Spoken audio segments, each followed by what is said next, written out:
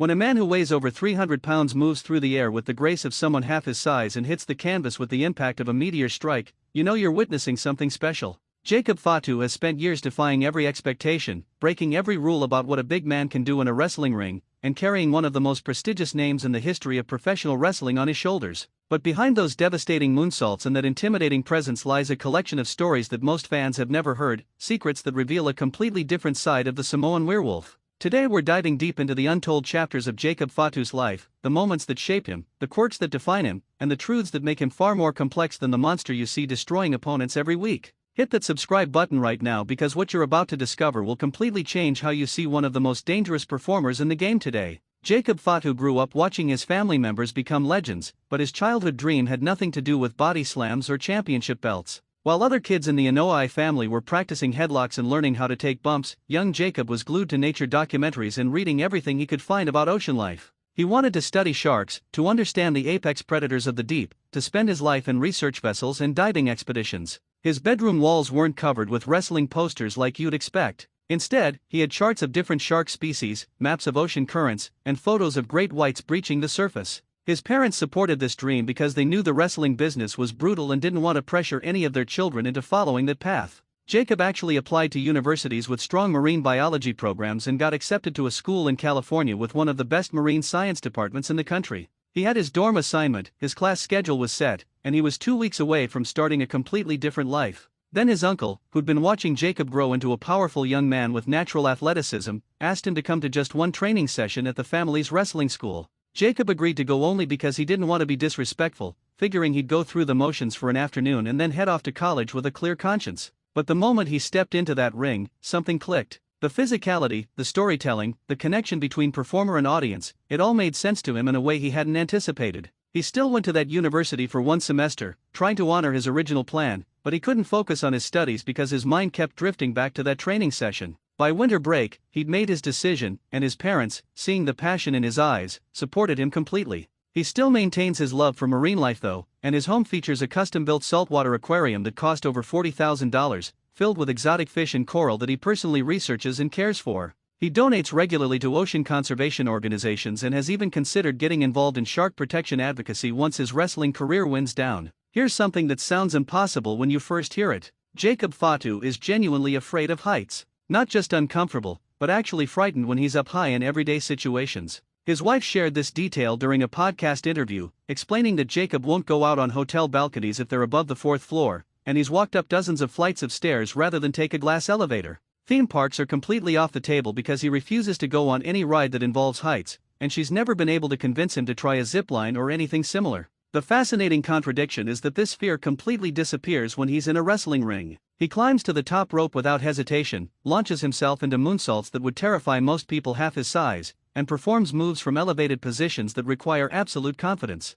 Something about being in competition mode, having the adrenaline flowing and the crowd reacting, shuts down that fear response entirely. But the moment he's back in regular life, that acrophobia returns in full force. He's worked with sports psychologists to understand this disconnect, and the consensus is that his brain categorizes the ring as a controlled environment where he has complete mastery, while everyday height situations feel unpredictable and dangerous. He's made peace with this quirk and actually finds it somewhat amusing that he can do a moonsault off a ladder but gets anxious on an escalator. Jacob Fatu has a secret hobby that absolutely nobody would guess by looking at him. He collects vintage lunchboxes from the 1970s and 1980s, specifically ones featuring cartoon characters and action figures from that era. This obsession started during a period when he was recovering from a knee injury that kept him out of action for several months. He was helping his grandfather clean out an attic when he found an old metal Star Wars lunchbox from 1977, still in relatively good condition despite decades of storage. His grandfather told him stories about carrying that lunchbox to work every day, how it had been a prized possession that he'd kept all these years for sentimental reasons.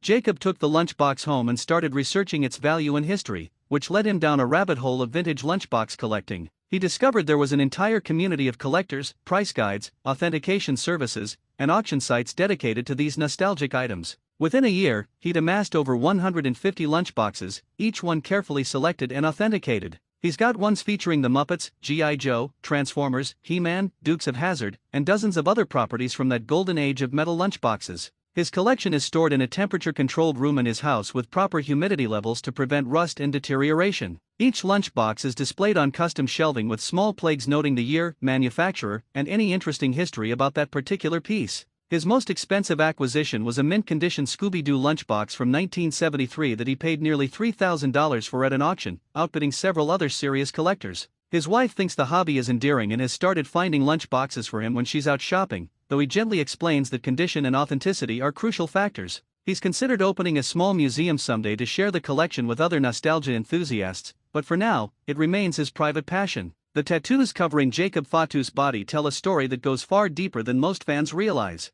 Every single piece of ink on his skin was carefully planned and executed according to traditional Samoan practices, and the process took over 5 years to complete. He didn't just walk into a tattoo shop and pick designs off a wall. He worked with a traditional Samoan tattoo artist who understood the cultural significance of each symbol and pattern. The tattoos were applied using handmade tools in the traditional method, which is significantly more painful than modern tattoo machines. Some of his tattoo sessions lasted 8 hours or more, and he refused any numbing agents or painkillers because he wanted to honor the traditional practice fully. In Samoan culture, the pain of receiving these tattoos is part of earning the right to wear them, and Jacob took that responsibility seriously. Family members attended some of the longer sessions, performing ceremonies and offering support as he endured the grueling process. Each section of his body art represents specific family members, important life events, or cultural values that he wanted to carry with him permanently. His upper body features designs that honor his grandparents and the family legacy in wrestling. His arms contain symbols representing his wife and children, with plans to add more as his family grows.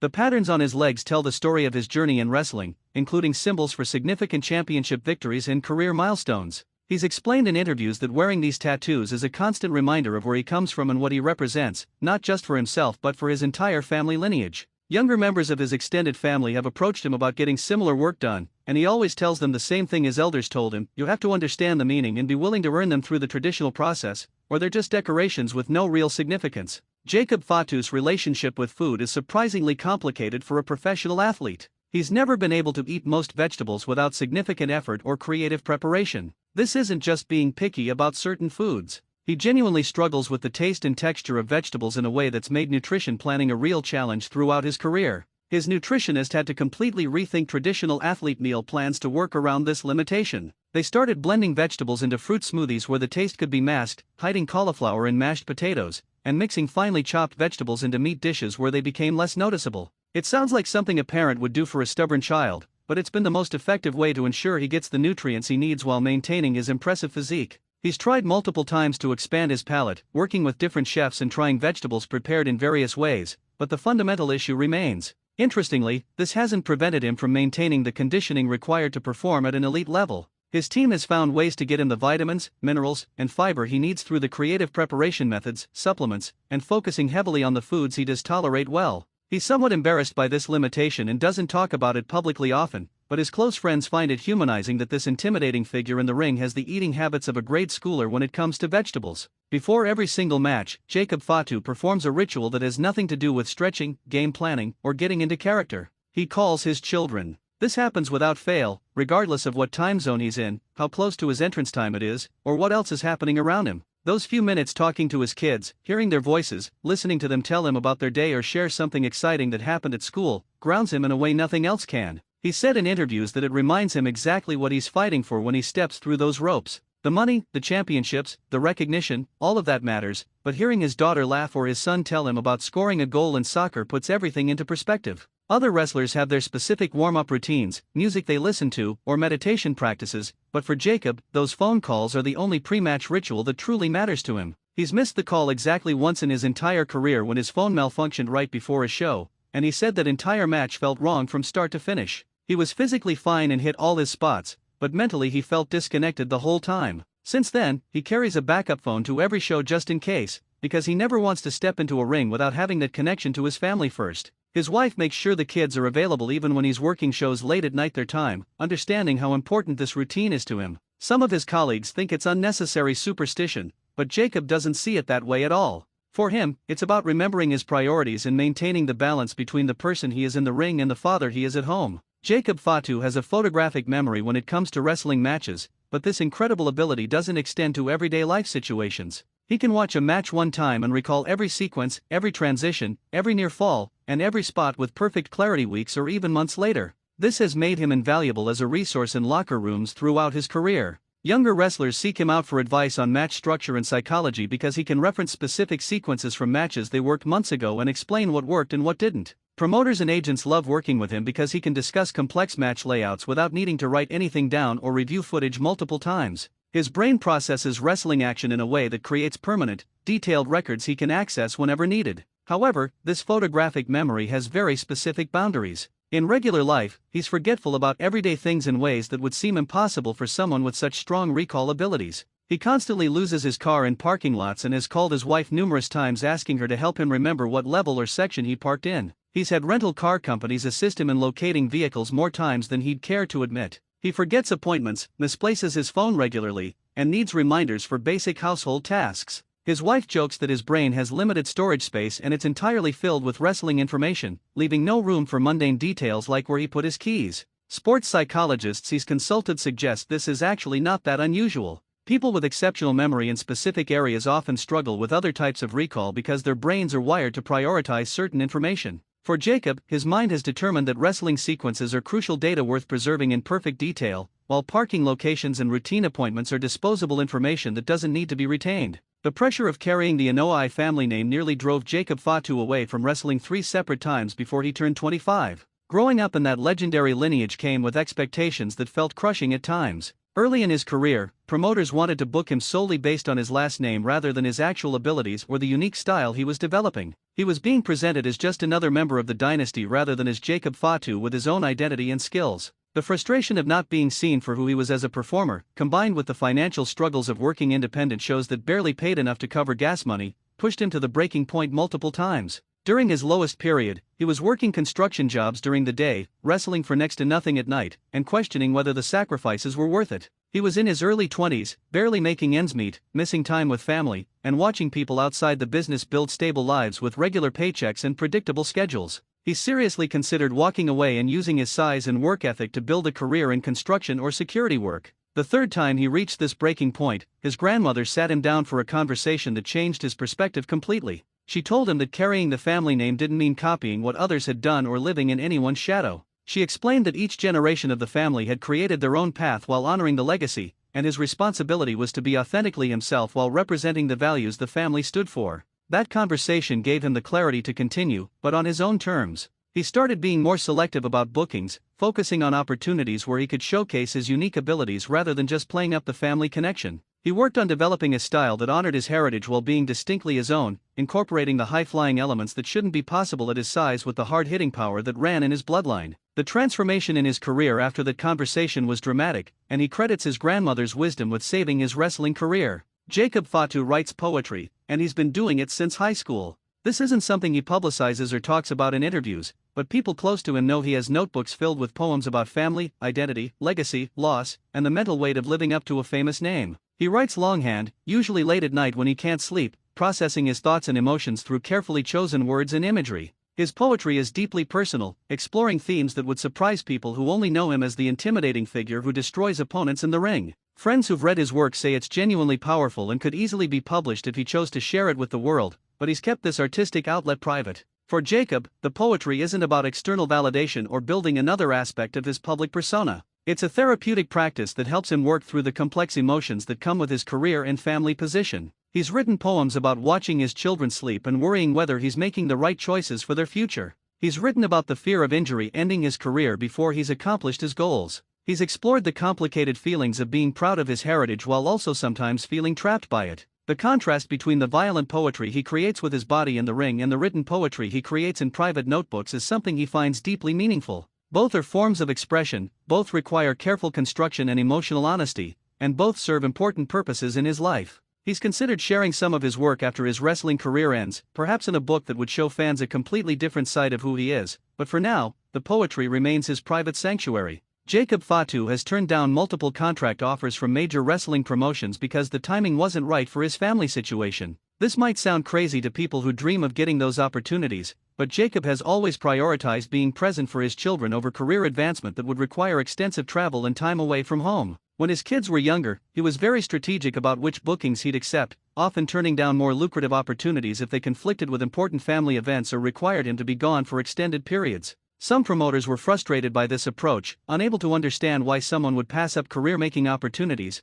but Jacob never wavered in his priorities. He watched too many wrestlers from previous generations, including people in his own family, sacrifice everything for the business only to have regrets later about missed birthdays, school events, and everyday moments with their children. He decided early on that he wouldn't make those same choices, that he'd build his career at a pace that allowed him to be the father he wanted to be. This patient approach meant his rise to prominence took longer than it might have otherwise, but it also meant he was there for his kids in ways that mattered deeply to him. He coached their sports teams, attended their school functions, and was present for the everyday routines of parenting that traveling wrestlers often miss. Now that his children are older and he's established his reputation as one of the best in the business, he's more open to opportunities that require travel, but he still maintains strict boundaries about family time. Veterans in the locker room respect this approach because they've seen the cost of putting wrestling before everything else, and they admire Jacob for finding a better balance. The physical tools that Jacob Fatu possesses shouldn't exist in one person. At over 300 pounds, he moves with a speed and agility that defies basic physics. The moonsault he performs, launching his massive frame into a backflip and crashing down onto opponents, is something most wrestlers his size would never attempt even once, yet he does it regularly.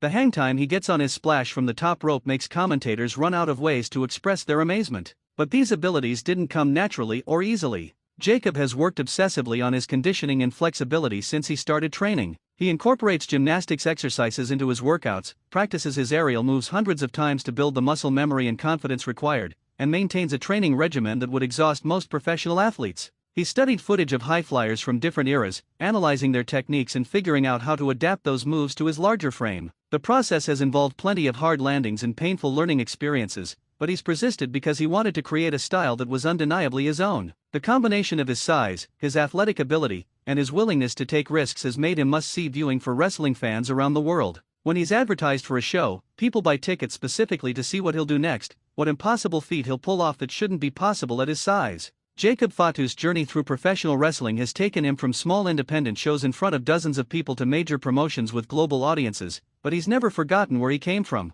He makes time to work with young wrestlers whenever possible, sharing the knowledge he's gained and trying to help them avoid the mistakes he made early in his career. He's particularly passionate about helping wrestlers who come from similar backgrounds, understanding the unique pressures they face and the importance of developing their own identity rather than just trading on family connections. He's funded training for promising young wrestlers who couldn't afford proper schooling, asking nothing in return except that they work hard and respect the business. His reputation in locker rooms is that of someone who'll go out of his way to help others succeed, which is somewhat unusual in an industry known for egos and personal ambition. This generosity with his time and knowledge comes from remembering how difficult his early years were and wanting to make the path slightly easier for the next generation. What makes Jacob Fatu truly special isn't just the devastating moves or the intimidating presence. It's the complete package of authenticity, skill, cultural pride, and personal values that he brings to everything he does. He's managed to honor his family legacy while creating his own distinct path. He's balanced the demands of a brutal profession with being present for his family. He's maintained his cultural identity while evolving as a performer.